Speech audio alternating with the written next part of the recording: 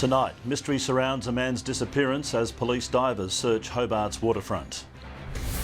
Police investigate reports of children being followed by a stranger from school. Tourism troubles for Tasmania's regional towns due to the coronavirus epidemic. 3 children killed by an alleged drunk driver farewelled. The state government's progress on reducing red tape. And all the action from an unforgettable Oscars. Live from our 7 Tasmania studios, your nightly news with Peter Murphy begins now. Good evening, everyone. Police are searching for a 27-year-old Victorian man who hasn't been seen or heard from since a night out in Hobart over the weekend. For the latest on the missing persons case, our reporter Ruby Kamain joins us now. Good evening, Ruby. What's been the focus for police today? Pete, they've been concentrating their efforts here on Hobart's waterfront behind me for the missing man's last known location. Police sent in divers to scour the water surrounding Elizabeth Street Pier this morning. It's believed Jared Davies was seen walking in this direction in the early hours of Sunday morning. The 27-year-old had been with his father on Saturday night, but they separated. He went out to the observatory bar, but he hasn't been in contact with family since then. He was with his father. He then went out by himself that evening. And as I said, as far as we can tell, he was last at the O Bar, and he's then moved along Morrison Street towards this location. We have to certainly concentrate on this area, and we are putting a number of resources, not just here at the water with our dive squad, but around the city.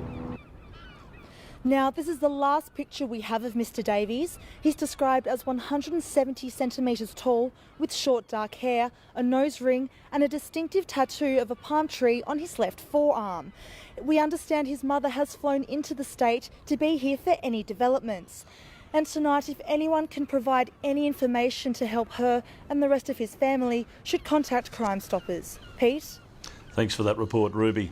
Police are also investigating reports of children being followed by a stranger as they walked home from school in Launceston.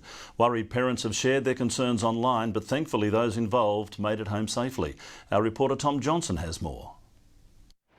It's a concern which cuts to the core of any parent. Here on Westbury Road in Prospect is where multiple reports have come to light of children being followed by a suspicious stranger after school on Friday.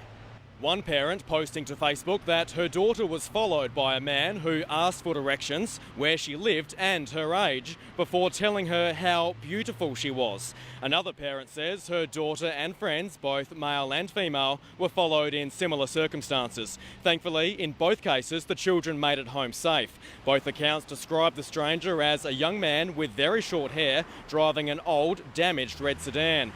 Police have confirmed the issue has been reported to them. They're now trying to identify the suspect and work out why he was driving down the street at the time. And if children are concerned when they're travelling home, they should report that as soon as they can to their parents, or a safe place if they're walking along the street, such as a business. They could go in there and report to the police.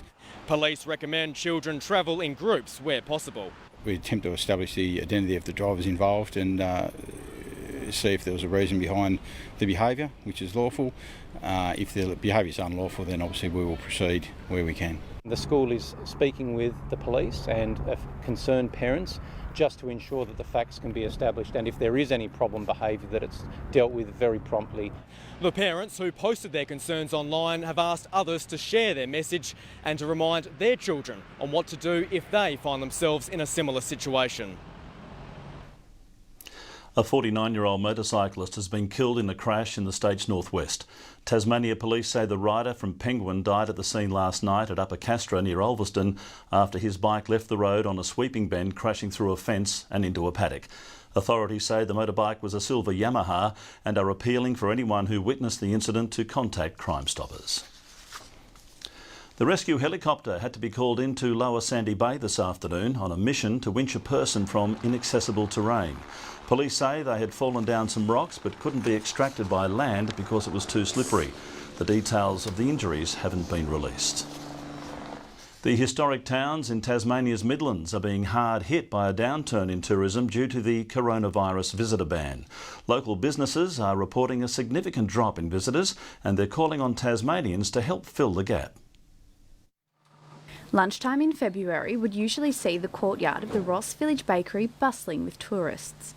Today, it's quiet, with manager Carl saying this is the new normal, with visitor numbers dwindling due to coronavirus cancellations. We've had cancellations of bus groups that have been sent to us via email, specifically citing the virus that's hit the world at the moment. And yeah, it's dropped our numbers down because of that. Other businesses are seeing similar impacts, with the Tasmanian Wool Centre just up the street also feeling the pinch. I know we're only in the 10th day of February, but already there's a 45% drop in visitor numbers to what we were experiencing last year. Trading-wise, our trading's down 60% on what it was this time last year. Amid the virus outbreak, there's no end in sight for a travel ban on most visitors from China. Locals like Carl are worried that this will have a significant long-term impact on business. That would certainly concern us, because it is the busy season for another month or so, and I think it's being jeopardised. Local businesses are urging Tasmanians to help plug the gap in visitor numbers by coming for a day trip or stopping in when travelling along the Midland Highway. Have a meal at the pub or at one of the bakeries, or if you're cold, come in and buy a jumper from us. There's all sorts of ways that you can be supporting your local communities. We need to maintain confidence, and from a tourism point of view, we're taking steps right now so that we can strongly re-engage as soon as things improve. This is a time where we need to pull together. Ebony Ablett, 7 Tasmania News. And as hundreds of Australians bunker down for a 2-week quarantine in Darwin, authorities in Sydney have announced a major victory in the virus fight. Scientists have sequenced the virus genome, a key step towards a potential vaccine.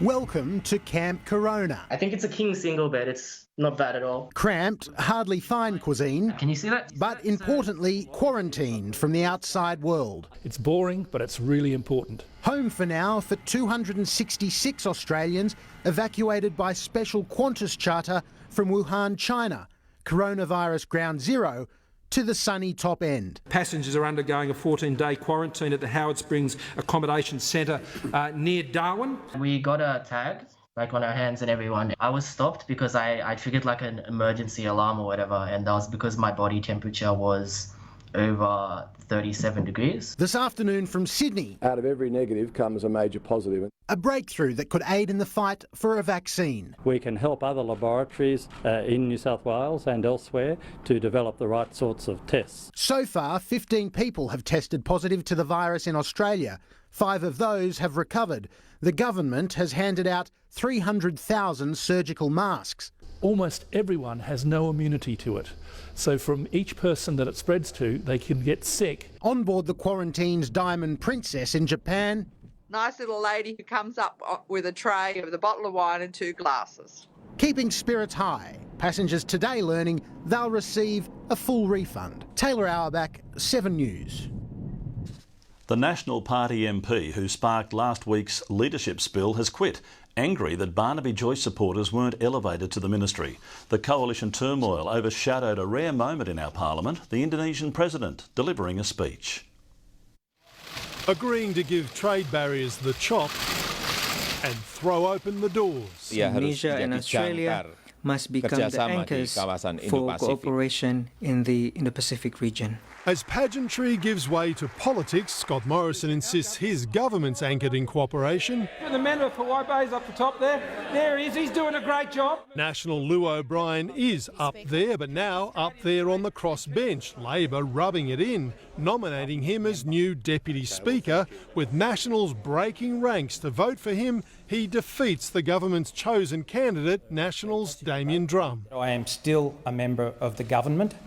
I do not sit in the Nationals party room. No amount of marketing or spin can hide the humiliation. Even more humiliating for Scott Morrison, open warfare in the coalition over the possibility of a new coal-fired power station in Queensland, with Nationals and Liberals trading insults. National George Christensen lashing inner-city Liberals who back renewables, Matt Canavan adding, renewable energy are the dull-blooders of the energy system. Malcolm Turnbull in Canberra for the Indonesian president's visit, weighing in. There is no economic basis on which to build a coal-fired power station in Australia any longer. That is nuts. The division's glaringly obvious during question time. Michael McCormack taking to his feet and Barnaby Joyce immediately walking out. Mark Riley, 7 News. The state government has released a report card on its efforts to cut red tape to reduce barriers for business in Tasmania. Now, while the government says it's tracking well, the building sector is urging for more improvements. Twisting in an innovative pillar to support a brand new building. This new but simple method, established by a Tasmanian worker, has been approved for usage due to altered regulations in his field. I was hitting just roadblock after roadblock, emails coming back and forward, nothing much happening, but Stuart and red tape reduction was fantastic. This is essential work, responding to Tasmanian businesses with the red tape issues that they've been confronting, nearly all of which are legacy issues. The new update released by the state government today, including removing outdated regulations, extending permits and reviewing legislation. The audit document provides a full list of the ones that have been resolved, which is now 84% by the way. Last year we were 76%, so we're seeing that improvement and tackling those areas of reform that are needed. The report welcomed by the business community, saying policy duplications can be a burden.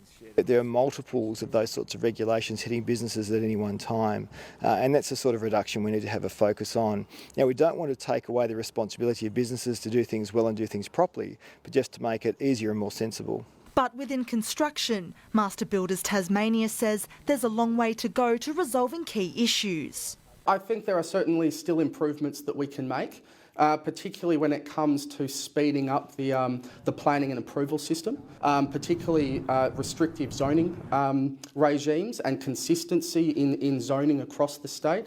Ruby Kamain, 7 Tasmania News. History was made at the Oscars this afternoon when a foreign language film won Best Picture for the first time in the 92 years of the Academy Awards. Parasite, a South Korean dark comedy, took out 4 statues on a night that left Australia empty-handed. Megawatt stars shining despite the pouring rain, where all that glittered wasn't just gold. My mum likes it when I look more classy. There was love for Australia. I just love it there. Co-star Margot Robbie arrived leading our chances and an evening of elegance. It's wild. I mean, it's a really exciting event. With friendly competition. Margot, I love so much. Big nails, big gowns. It's the 92nd year of the show, the second in a row without a host. It means more stars on stage, but no less controversy. Hidden on her cape, Natalie Portman carried the names of snubbed female directors. The women who were not recognised for their incredible work. But recognition for one film came in spades. Parasite. The South Korean film in a history-making win. We never imagined this to ever happen. The first Best Picture in a foreign language, one of 4 awards. Bong Joon-ho. Thank you. I will drink until next morning. Thank you. While Margot Robbie missed out for Best Supporting Actress. Thank you all for this gift. This is the best birthday present ever. Elton John and Bernie Taupin won Best Original Song after 5 decades working together. This is just justification for 53 years of just hammering it out and doing what we do. Thank you to Bernie, who has been the constant thing in my life when I was screwed up, when I was normal, and to my beautiful boys who are watching this in Sydney.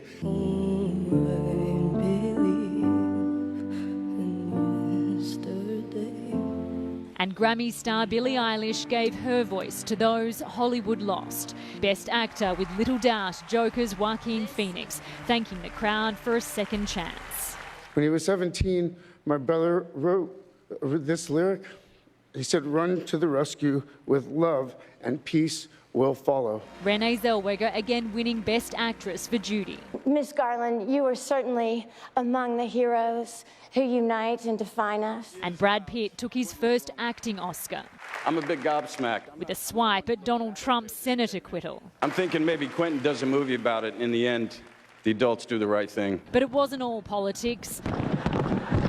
After all, it's supposed to be a party. In Hollywood, Ashley Mullaney, 7 News. And Amelia Brace has made her way to Elton John's Oscars party in Beverly Hills. Amelia, I guess celebrations are in full swing. Well, the party is just getting started here for Elton John. He actually interrupted his tour of Australia and New Zealand to come here to Hollywood for the Oscars, and it was certainly worth his while. He's now inside partying with the likes of Heidi Klum and Sharon Stone, so much so that I have it on good authority they have run out of champagne. But never fear, I'm told there is more than enough rosé to get them through. Thanks, Amelia. I think you'll have a great night there. Stay with us. Still to come on our broadcast tonight. Tension in the Tarkine. Protests against logging continue.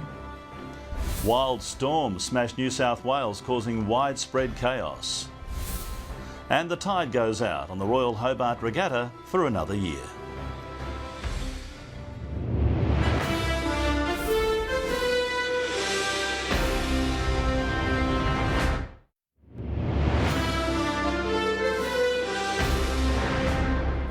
Welcome back. The battle between conservationists and the timber industry has continued today, with anti-logging protests recommencing in the Tarkine.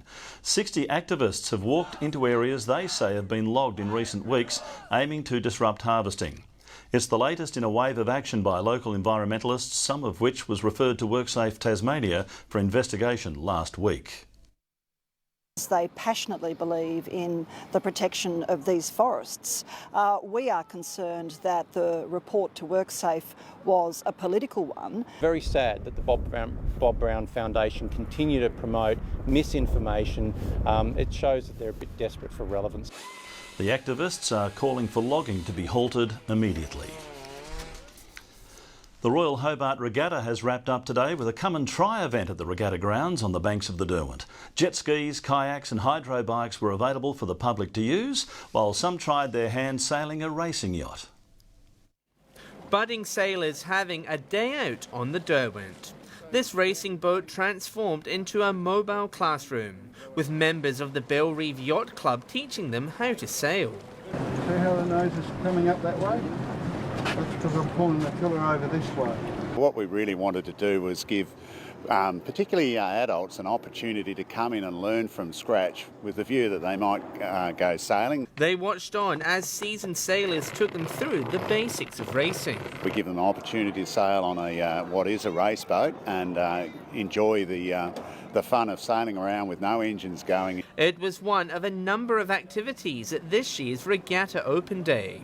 Crafts of all shapes and sizes were available to try. I just seem to love it. So to us, it's a really important thing, you know, and an opportunity for a lot of people to get on the water. The hydro bike was a popular choice for those looking for a sedate adventure. Kayaks and stand-up paddles also available for those looking for a challenge. Others, however, feeling the need for speed, hitting the water on jet skis. We do round Bruny Island, round Maria Island, off to Flinders Island. We don't want to be the people up and down the beach annoying everybody else, because that just gets boring really fast. Those in attendance keen for another opportunity to take part. It's a great idea and I would certainly love to do it again. I've never been on a jet ski before, and so it was really, really fun. I was surprised how fun it was. John Hunt, 7 Tasmania News. 3 of the 4 children killed by an alleged drunk driver in Sydney have been farewelled at a packed funeral. Their family is relying on their strong faith to get them through, giving thanks for each of their young lives. To the solemn beat of the drum, they arrived. Anthony Abdullah, Angelina, Sienna. Dress code was simple, pink for the girls, blue for the boy. Their mother Layla says her children looked at peace, and after what happened to them, how could a mother think any other way? Inside, standing room only and overflowing.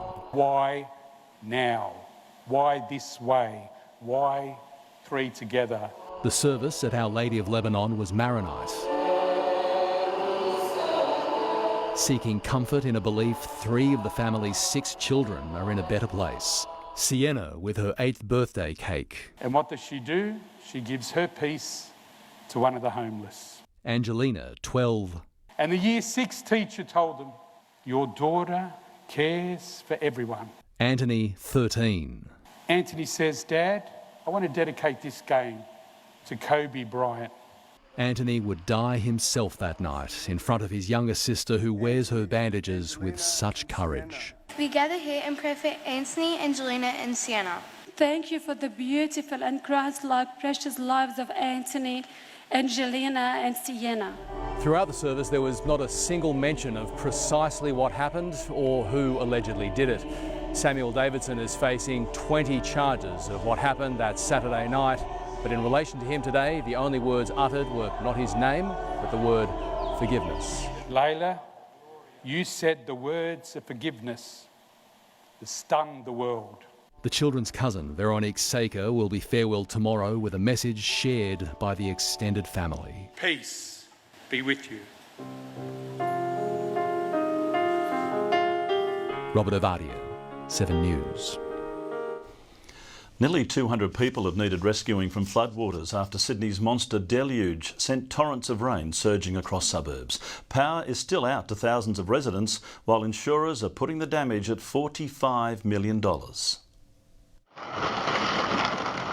From the chaos to the cleanup, and counting the cost of the huge storm that took Sydney on a wild weather ride. The northern beaches bore the brunt of the damage. Memories of yesterday's terrifying conditions still fresh. As the waters rose, residents near Narrabeen Lagoon had to evacuate. This is so scary, getting evacuated. My goodness, the lake, it's completely overflowed. Last night, Narrabeen's coastline was wrapped in a blanket of foam, even covering cars. Oh my God! Left today, a mountain of rubble and dirt and a long, arduous cleanup ahead. I had to take today off just to go through it. A little bit scary when the SES sort of knocked on the door. It was, he basically told us to evacuate. This row of homes at risk after a retaining wall behind them collapsed. It was insane. We all ran out screaming and we were like lucky none of us was out there. And I remember this huge cement block just rolling right up to my window. We weren't sure how stable the hill is, so we got out. Trees strewn across roads as the wild weather cut a swathe of destruction. It was just funneling straight up through the middle, and she's taken everything out on the way. One toppled onto a fence perilously close to a school. SES dinghies became floating ambulances. We lift her up and get it out of the water. As an elderly woman was transported to drier ground, this $1 million boat at Balmoral left all at sea. The Peter Emma petering on the brink. Its anchor and chain stolen last night when the boat was ransacked by looters. They've smashed a side window, they've taken the tender, what can you say? As the rain pummeled and waters rose, there were hazards across Sydney. Cars were bogged, needing to be towed. Today, more than 50 schools impacted by the storms were closed, and around 100,000 homes and businesses remained without power. A huge task for repair crews, contending with downed power lines and trees, damaged wires and flash flooding. A number of suburbs are expected to be declared natural disaster areas tomorrow, allowing for extra funding and support. Natasha Squarey, 7 News. Meanwhile, a powerful storm named Kiara is now roaring across northern Europe after leaving large parts of the UK battered and flooded. This cafe on the Scottish border collapsed after being undermined by a swollen river. Crew on this lifeboat had a heart-stopping moment trying to get to a surfer who was being swept out to sea. And it wasn't much better for those trying to land at Heathrow. Missed approach. Didn't like that. He didn't like that. But thanks to Kiara's super strong jet stream, a British Airways jet has set a new transatlantic flight record, making it from New York to London in only 4 hours and 58 minutes. A career criminal has been arrested following a second attempt to shoot and kill police officers in New York. Just hours after the first attack, Robert Williams opened fire inside a Bronx police station. An officer was shot in the arm before Williams ran out of bullets and lay down. A winter carnival at Colorado's Steamboat Springs has closed with a very big bang, organisers launching the world's largest firework. The firework weighed over a tonne and detonated almost 2 kilometres in the air. It was so big it took more than a month just to wrap it in almost 100 kilometres of tape. The restaurant empire of celebrity chef George Calombaris has collapsed. It's been confirmed an administrator has been appointed and the venue's shut down, putting hundreds of jobs in limbo. He's one of our best-known celebrity chefs. Get it together. Yep, I apologise. But after years of putting pressure on MasterChef contestants, George Calombaris is facing the biggest test of his own career. Dumped from Channel 10, now his restaurant empire has collapsed. I thought they were coming out of a tough time, and to hear that perhaps they're not is really, really shocking. Calombaris's Made establishment group runs 12 restaurants in Melbourne and Sydney. All have now been put into administration and closed. More than 500 staff have been paid but are now likely to have to find new work. Calombaris has also put his luxury Toorak mansion on the market. Administrators Cordamentha say trade never recovered after last year's wages scandal, where staff were underpaid more than $7 million. Let's say that business was a little bit messy. Things were fixed up, but the bad taste still lingers for a lot of people. But the industry says it's been a dire summer for all, with tourist numbers hit by coronavirus and bushfires, while the cost of wages, rent and electricity soar. And more people are getting their food delivered instead. It is a perfect storm, and this is the first time that all of these conditions have come together to affect the restaurant, cafe and catering industry. It certainly gets hot in many celebrity chef kitchens as they struggle as businessmen. Gordon Ramsay's restaurant at Crown crashed. Jamie Oliver's chain Jamie's Italian also went under. And just last week, liquidators were appointed to Heston Blumenthal's Melbourne restaurant. The curse now has a local victim. In an Instagram post, Calombaris says he's personally devastated and the last few months have been the most challenging he's ever faced. Laurel Irving, 7 News. The Allan Border Medal is just one of many honours that will be handed out at what's now known as the Australian Cricket Awards. Andrew McCormack is on the red carpet in Melbourne. Andrew, it'll be a big night recognising both our male and female cricketers. Well, the atmosphere building here in Melbourne ahead of the Australian Cricket Awards, the night of nights for Australian cricket, the Belinda Clark Medal and the Allan Border Medal for 2019 season 2020 to be named tonight here at Crown. Elise Perry and Alyssa Healy expected to battle it out on the women's side. On the men's side, it's really a race between three. Pat Cummins looking to go back-to-back. David Warner, he bounced back after a nightmare Ashes to just dominate with the bat over the summer. And of course, Marnus Labuschagne, he's the one they'll all be out trying to catch. What a revelation he's been. He's locked down that number 3 test spot and forced his way into the ODI side. It was a concussion sub for Steve Smith at Lords, and he's risen to really one of the premier batsmen in the world. Sachin Tendulkar says out of everyone in world cricket, Labuschagne is the one who reminds Tendulkar of himself the most. There's no higher accolade than getting that from the great Sachin Tendulkar, and I spoke to him a short time ago, Marnus Labuschagne. I did fall upon that, and I was very excited. I must add it. You know, for someone of that calibre to say those sort of things about you is pretty special. Two legends being honoured tonight, the great fast bowler Craig McDermott and another fast bowler on the women's side in Sharon Treadray. It's all alive and free on 7 Mate. Thanks, Andrew. Andrew McCormack there at the Cricket Awards. Tom Johnson will join us for more of the day's sport news later in the bulletin.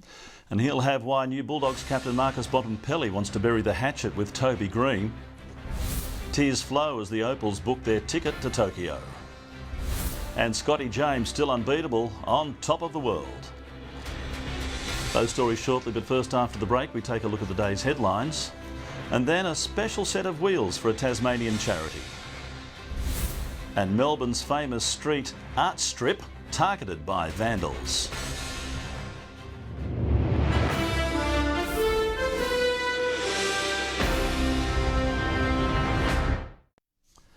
Welcome back. These are some of the stories making headlines tonight.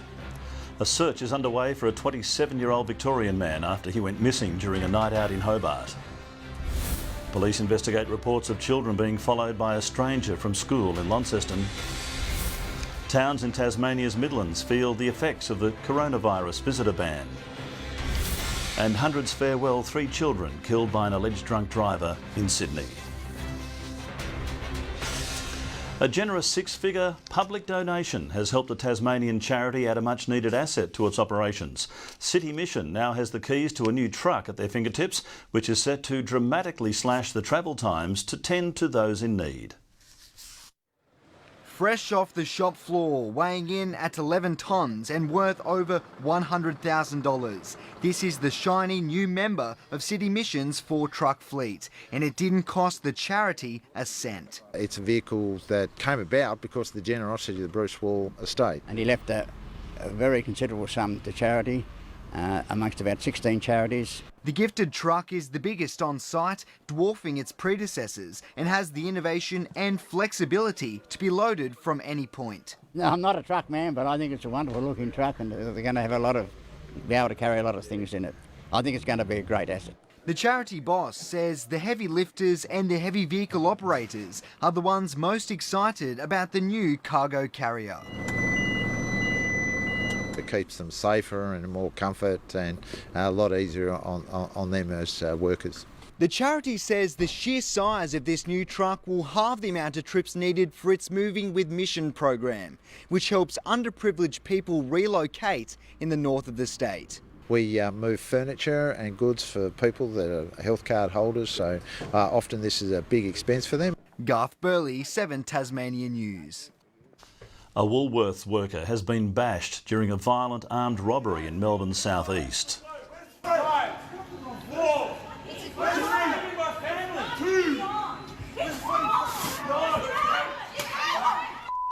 Police hope this video taken by terrified customers will help them catch the youths responsible.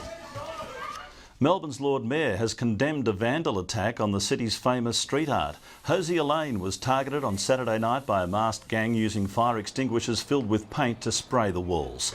Police are seeking witnesses to try to track them down. In a world first, scientists are using patients' own stem cells to help unlock the secrets of heart attacks. The cells are used to 3D print mini hearts, which can then be used as test beds for treatments. 2 years ago, airline pilot Matthew Gray felt something strange, a pressure between his shoulder blades, the first signs of a heart attack. They found that I had 3 blocked arteries, 2 at over 90%, and I needed to be stented right away. Breakthrough Australian research is now getting closer to preventing such attacks. Using stem cells from heart patients' skin or blood, they're making personalised bio-inks to 3D bioprint these remarkable mini human hearts. It is actually an exact replica of the human heart. So it becomes easier for us to check all the things which are happening in the human heart. When we have a heart attack, oxygen's cut off for a short time. Then it flows back, leading to a release of toxins in the coronary artery. Researchers did just that to the mini hearts. And we expose these cells to the same conditions to mimic a heart attack in a test tube. If this research can forewarn people and prevent them having a heart attack, that's what we're aiming for. This is the type of groundbreaking research that we fund. We are encouraging people to wear red to show your support for heart research. The beauty of this technology is that scientists can also test new and existing drugs on the mini hearts to see how individuals would react and the side effects. Helen Wellings, 7 News. Some get it right, some miss the mark. The Academy Awards are as much about fashion as the gold statues. And this year there were a few contenders for the best and worst lists.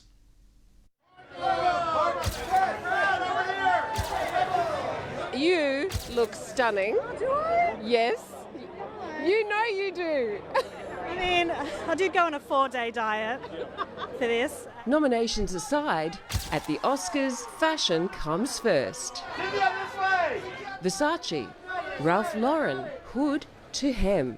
Singer Janelle Monáe dazzling in 168,000 Swarovski crystals. Margot Robbie in midnight blue, Chanel couture. It's a great people-watching spot right here, I have to say. We've been able to see what everyone's wearing. Soft pink and black, a combination spotted more than once. I'm wearing Armani with great privilege. Leading men kept it classic. Natalie Portman with a hidden message embroidered on her cape, the names of women who missed out on nominations this year. On the Oscars carpet, it's go big or go home, and this year's dominant colour is red as the stars splash out in ruffles and sequins. But not all red is Oscar-worthy. Kristen Wiig likened to a caterpillar, amongst other things. Billie Eilish debuted in a tracksuit, though it was Chanel. Billy Porter taking gold to the next level, while Spike Lee used fashion to farewell friend Kobe Bryant. No matter how big a star you are, sometimes there's no better accessory than mum or a newfound celebrity friend. Got to meet Brad Pitt, so... Stop it, you did not. No, I did. In Hollywood, Sonia Kruger, 7 News.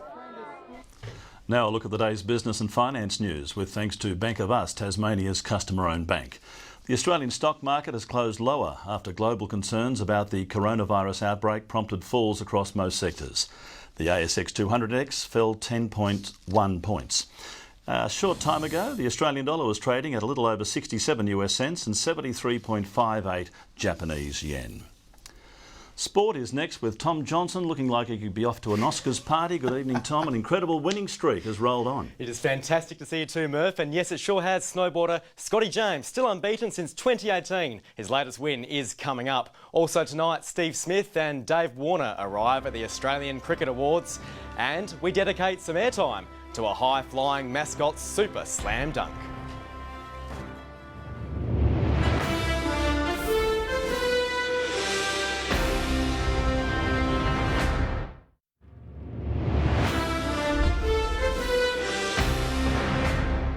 Good evening. Steve Smith and David Warner are tonight walking the red carpet at cricket's Gala Awards. But later this month, the reception will be much more hostile.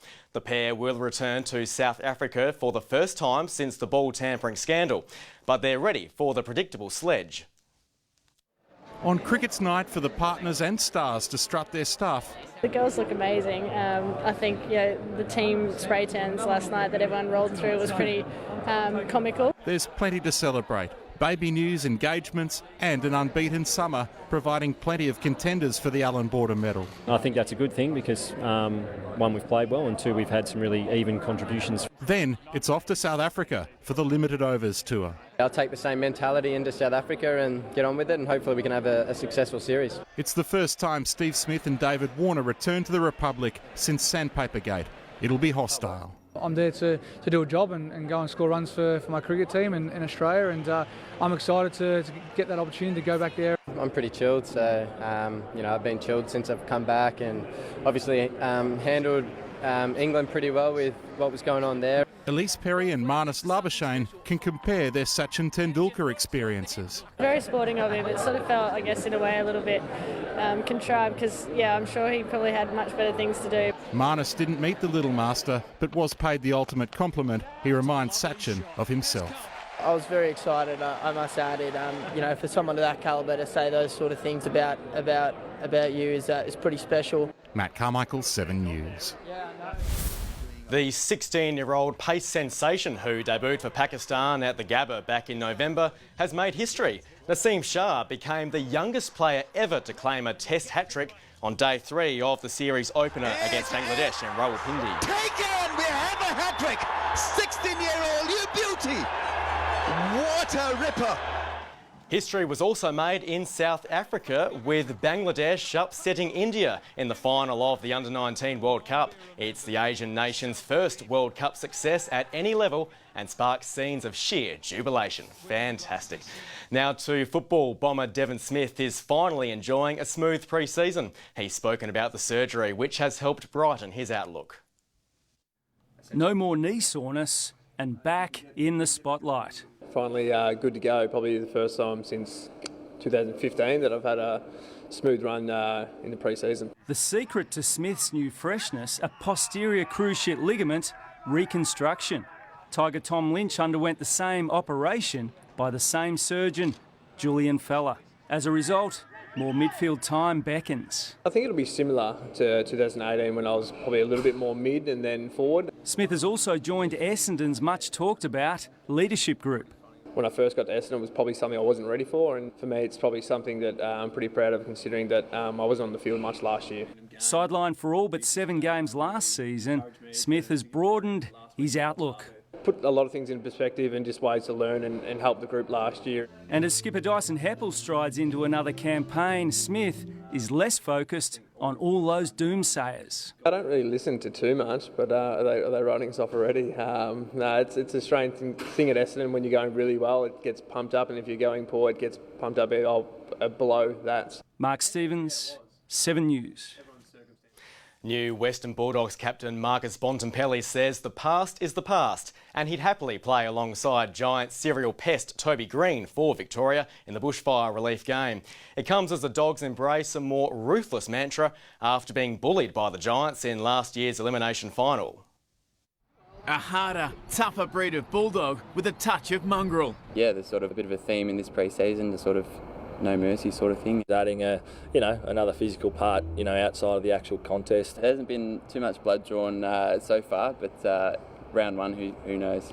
It's in direct response to last year's elimination final, where the Bulldogs were bullied by GWS.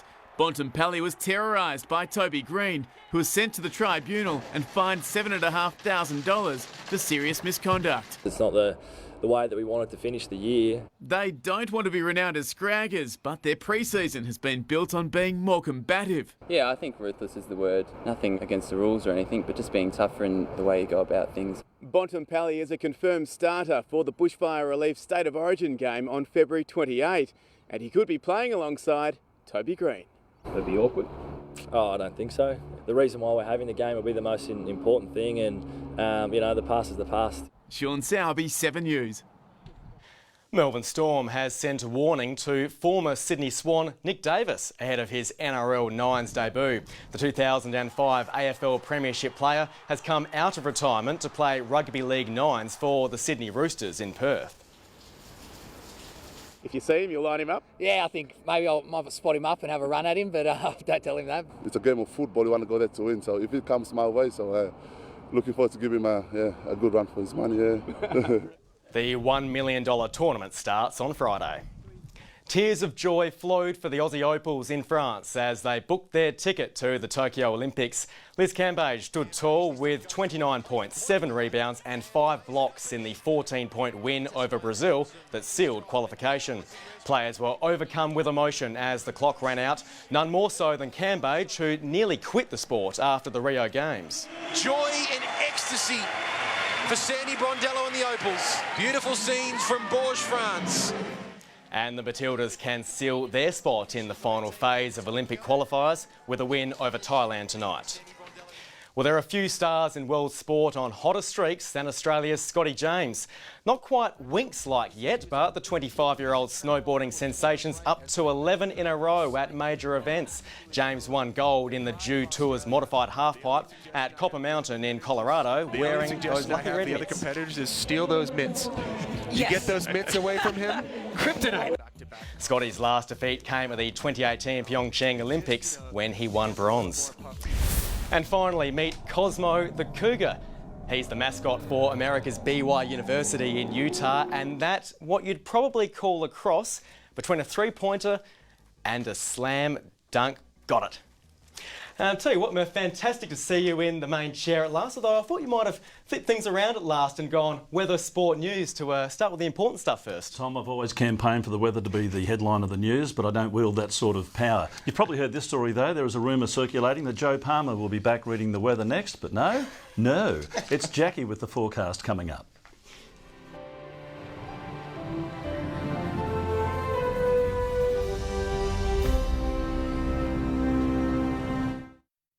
Good evening. It was cloudy over the state today with patchy rain seen mostly about the northeast and east coast. Launceston and Devonport 23, 21 in Hobart and Burnie. Flinders Island, Smithton and Ouse all reaching a high of 22, 20 in St Helens and Friendly Beaches, Strawn 23. On the close-up, high level cloud is seen moving across the state from the northeast. Further out, thunderstorms about southeast Queensland and eastern New South Wales, while clouds circulated over parts of Western Australia. Tomorrow shows a cold front crossing Tasmania during the day while a high pressure system moves into the Bight. Northeast to southeasterly winds 15 to 25 knots tomorrow. Swells up to 1.5 metres in the west and south and up to 3.5 in the east. On to the warnings, and a strong wind warning for northeastern coastal waters from the northern tip of Flinders Island to Wineglass Bay. A flood watch is current for the South Esk and northern east coastal waters. Tomorrow's forecast now: Hobart rain clearing 23, in Adventure Bay, Tarraleah 22. In the north, Launceston a high of 28, rain easing about Devonport and Bridport. 24 in Burnie tomorrow, Strawn 23, rain easing in Marrawall. 23 in St Helens, Swansea 24, and early rain in Whitemark. The UV forecast: mostly very high 10s across the state. Looking ahead to the 3-day forecast: Wednesday, afternoon showers about the northwest. Thursday, showers about the northeast, mostly fine elsewhere. And Friday, showers, possible thunderstorms in the northwest. Capital cities, a partly cloudy 33 at Perth tomorrow, Melbourne 26, and Sydney expecting a shower or two. And Hobart currently 19, Launceston cloudy and 20, and Devonport cloudy and 21. And Murph, I see they've used a soft focused and the wide angle lens for you tonight. It's great, isn't it? You lose one and then you start copying it from another. Thanks, Jackie. But it does sound like an ex-newsreader has written your script tonight. I must say, however, it's very strange without Joe Palmer being here with us. Rest assured, my position in the chair is only temporary, and I'll be back later with updates, and I do hope you can join us tomorrow night. Bye for now.